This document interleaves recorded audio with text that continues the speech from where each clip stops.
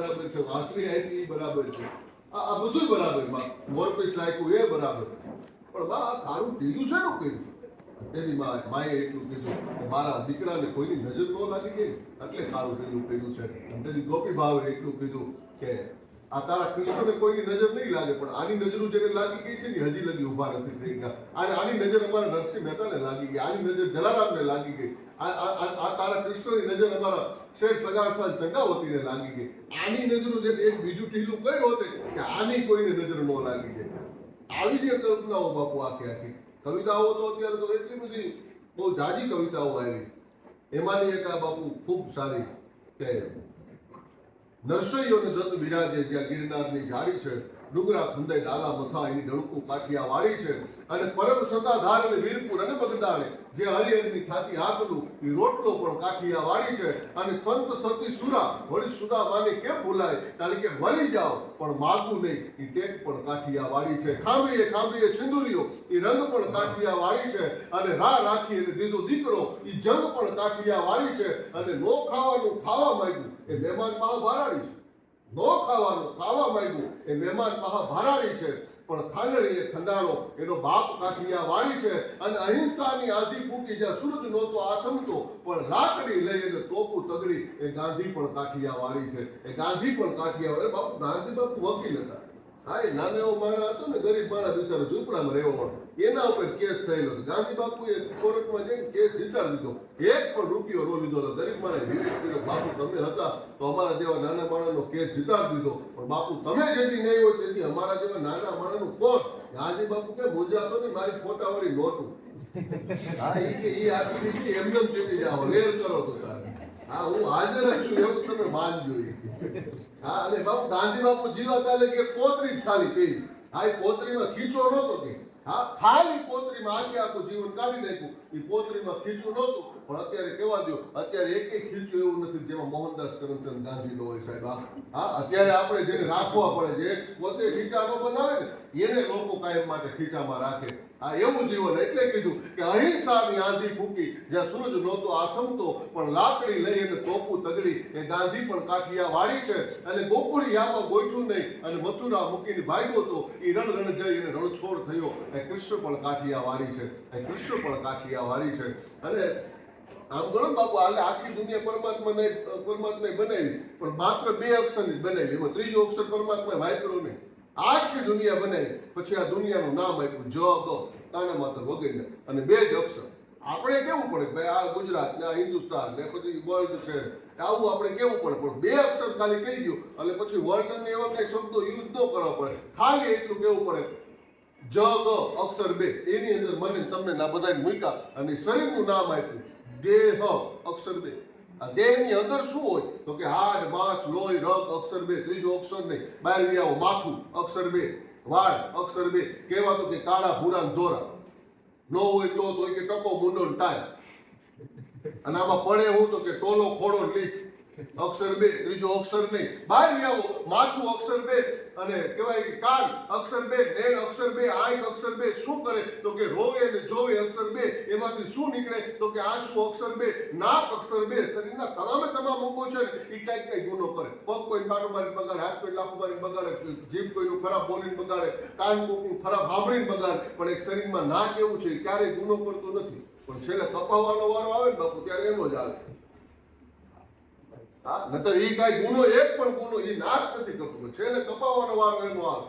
એમ નખથી શીખ સુધી શરીર લઈ ગયો એ અક્ષર 2, પણ આ 2 અક્ષરના શરીરમાંથી 2 અક્ષર જો જીવ નીકળી જાય તો આ શરીરને શું દેવામાં આવે તો કે દેન અક્ષર 2. દેન દીધા પછી એની માથે શું વળી જાય તો કે રાખ અક્ષર 2. પણ આ 2 અક્ષરના શરીરને 2 અક્ષર જો કોઈક સાધુ મળી જાય, 2 અક્ષર જો કોઈક સંત મળી જાય, 2 અક્ષર જો કોઈક ગુરુ મળી જાય તો જ મને તમને 2 અક્ષર રામ અને 2 અક્ષર શિવ મળે. એ પહેલા ન મળી શકે, પણ 2 અક્ષર જો કોઈક સાધુ મળી જાય ત્યારે જ મને તમને મળે. અને બીજું બાપુ, આ શરીરને નાશ કરવાના ઉપાય હોય ને આમ ગણો એટલે 3 ઉપાય છે આ શરીરને નાશ કરવા માટે. કદાચ જીવ નીકળી જાય પછી આ શરીરને કાંઈ એને અગ્નિદાહ દેવામાં આવે, કાંઈ એને સમાધિ દેવામાં આવે, મુસ્લિમ હોય તો એને દફનાવવામાં આવે, અને આના આ શરીરમાં કદાચ પ્રાણ નીકળી જાય અને હરિદ્વાર તમે હોય તો ગંગાના પ્રવાહમાં વહેતું પણ મૂકી દેવામાં આવે. આ 3 રીતે જ આ શરીરને નાશ કરી શકાય. ચોથો ઉપાય કોઈ છે નહીં, પણ એક માત્ર શરીર આ ધરતી ઉપર આવ્યું સાહેબ, એક શરીર કે જેને અગ્નિદાહ પણ દેવામાં ન આવ્યો, જેને દફનાવવામાં પણ ન આવ્યું, જેને સમાધિ પણ દેવામાં ન આવી, અને જેને ગંગાના પ્રવાહમાં વહેતું પણ મૂકવામાં ન આવ્યું, એ મીરાબાઈનું શરીર હતું. એ માત્ર કૃષ્ણની મૂર્તિમાં હમાઈ જાય. એક માત્ર શરીર એવું આવ્યું કે જે કૃષ્ણ પરમાત્માના હારે જે લગાવ લાગી ગયો, જેને ધૂન લાગી ગઈ છે. હા, કૃષ્ણની હારે જે માધવની હારે જેને ધૂન લાગી, એટલે કીધું કે ગોકુળિયામાં ગોઠવું નહીં અને મથુરા મૂકીને ભાગ્યો તો એ રણ જઈને રણછોડ થયો. એ કૃષ્ણ પણ કાઠિયાવાડી છે. અને એનાથી આગળ, અને બાપુ કૃષ્ણ એવો ભગવાન છે, કારણ કે ઉદ્ધવે પૂછેલું કૃષ્ણને કે તું આ 11 વર્ષ લગી આ ઉંમરની અંદર તું આ ગોપીના વસ્ત્રો ચોરી કદમના ઝાડ ઉપર ચડી જતો, આ વાત સાચી કરી? કે હા વાત છે.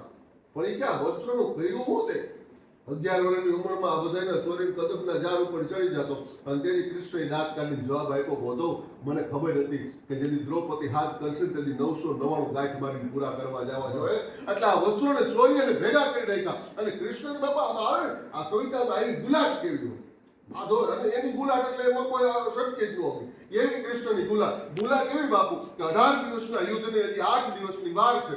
અને સહદેવને એવું જ્ઞાન હતું, એવી જ્યોતિષ વિદ્યા કે કોઈ એને આવીને પૂછે એનું ભવિષ્ય કે એમાં સામે દુર્યોધને આવી અને સહદેવને એટલું કીધું કે સહદેવ મારું ભવિષ્ય મારું જ્યોતિષ શું કે જાણીતો પ્રસંગ, પણ મારે કૃષ્ણની ગુલાટ કેવી હોય એ વચ્ચે આમાં વાત કરવી છે. એટલે કે 8 દિવસના યુદ્ધને હજી 18 દિવસના યુદ્ધને 8 દિવસની વાર હોય અને એમાં સામે દુશ્મન આવી અને સહદેવને પૂછે છે મારું ભવિષ્ય મારું જ્યોતિષ શું કે? અને તેથી એટલું કીધું કે તારી માથે 18 દિવસ ઘાત ચક્ર હાલે છે. 33 કરોડ રૂવાડા થઈને બેઠા થઈ ગયા. અને દુર્યોધને એટલું કીધું સહદેવ આ 18 દિવસના ચક્રની અંદર હું બચી જાઉં એવો કોઈ ઉપાય કરો? એ કે હા, લહેરાવાની મારામાં તાકાત નથી.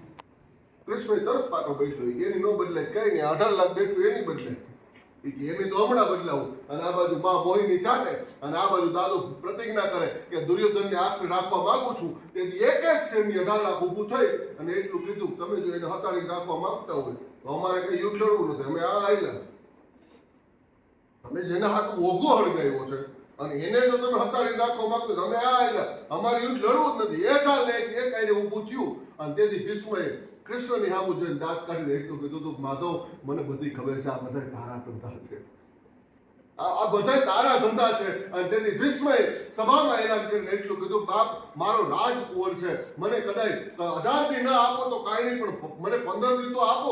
15 દી ભીષ્મ કહેવાય કે દુર્યોધનને હાચવે. કર્ણે એમ કીધું મારો કઈ ખભો છે, મને 15 દી ન આપો તો કાંઈ નહીં, મને 2 દી તો આપો, 15 ને 17 દિવસ.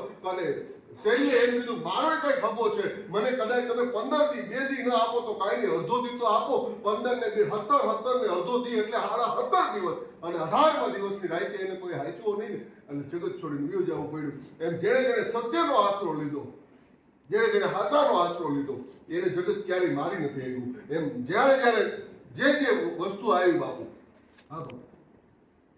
મારી નજર વાત પહેલી વખત આવી છે એવું છે બાપુ. મેં તમે તો વાંચેલી હોય અથવા સાંભળેલી હોય. એને પોતાની ફેક્ટરી બનાવી કે આવું આ લઈ લો, કે આ તેલ તમે વાપરજો કાંઈ વાંધો નહીં આવે. કીધું કે અમે યોગા કરી તમે ધંધે અમારા ધંધા હું કામ મુકાયો તમે. અને અમારે તો બાપુ અમે આપણા કાર્યક્રમમાં ગયા ને બધા તેને ન ગમતા હતા. ટીકડી મેં બેનો શું કરો? મને કે નખ ઘસી. મેં નખ ઘસવાથી શું થાય? મને કે નખ ઘસવાથી વાળ કાળા રેશમી એટલે લાંબા થાય. મેં બહુ સારું કહેવાય. મને કે રામજીજી મહારાજે કીધું નખ ઘસવું તો હું નખ ગમવા માંડ્યો. અમારે ભેગા હતા એ બધા કીધું કે તેલ શેમ્પુ કાંઈ નહીં વાપરો, નખ ઘસો, નખ ઘસવાથી વાળ કાળા રેશમી લાંબા થાય. હા, આગળ ગયા એક બે નામ બેઠા. બીજું બેન તમે કેમ નખ નથી ગણતા? મને કે ભાઈ બહુ ગયા ને મૂછું હોઈ ગઈ. હા, આ ખાલી બાપુ આવડિયા